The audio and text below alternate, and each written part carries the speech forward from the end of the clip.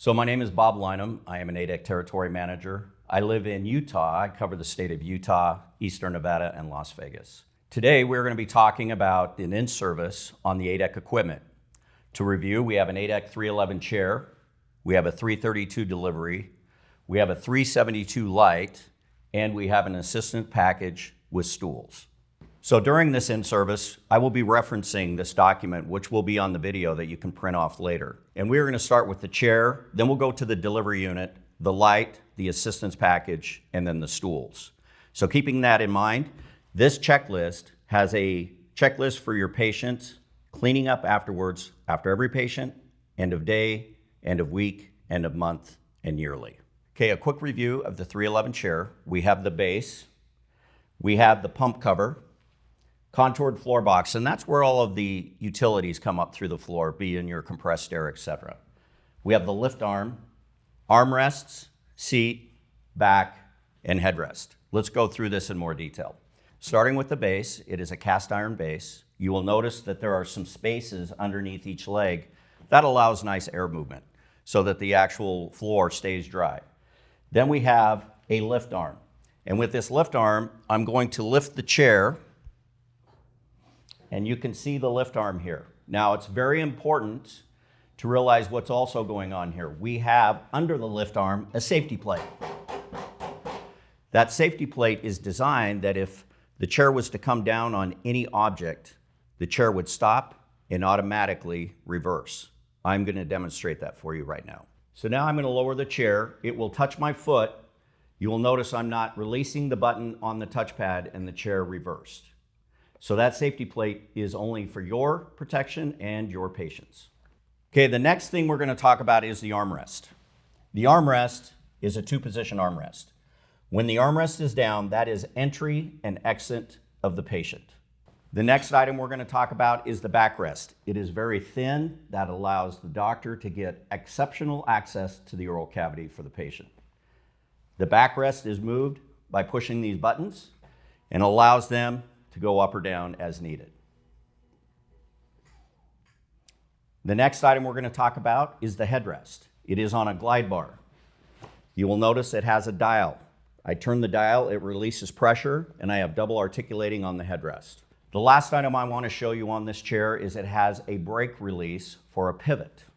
If we push this brake towards the right when you're looking at the back of the chair will pivot 30 degrees off center either direction. So there's two ways to turn the delivery on and off and the chair on and off. Delivery and chair, we have the master switch, put it down, that turns it off. You lift it up, turns the delivery and chair on. The other way is to turn the electrical power off to the chair, and how we do that is this circle right here. That is a power button. If you press it in, it will turn the chair off. If you press it again, it will turn the chair on. It's very important to know that sometimes a patient can accidentally touch that and the chair will turn off without you trying to turn the chair off. So that is where you want to check. Make sure that power button is pressed and engaged, and then the chair will be on. So now we're going to talk about entry and exit of the patient. When we enter the patient, we want to put the armrest down. When the patient sits down, they want to make sure that they put their legs forward, and it's very important to have their lower back against the backrest, thereby giving them full support and comfort during the procedure. When the patient is sat, we want the back of the head of the patient or the occipital bone to match into the catcher's mitt of the actual headrest. So we can lower or raise this depending on the height of the patient. Once the patient is seated, we bring the armrest back up for the procedure.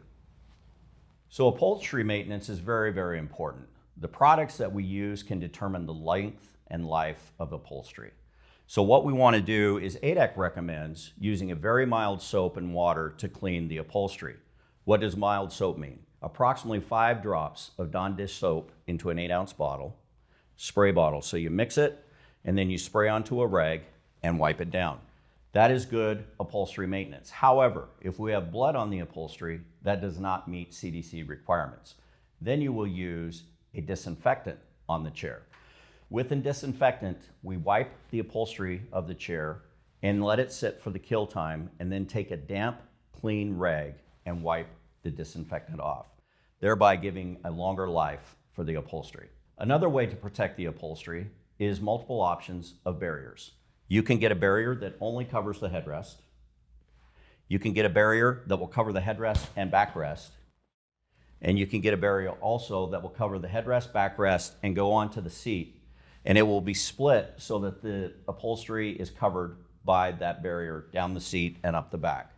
Why do we do barriers? It protects the patients, and it also helps the next patient know that the chair is clean when they come in after the other patient has been completed.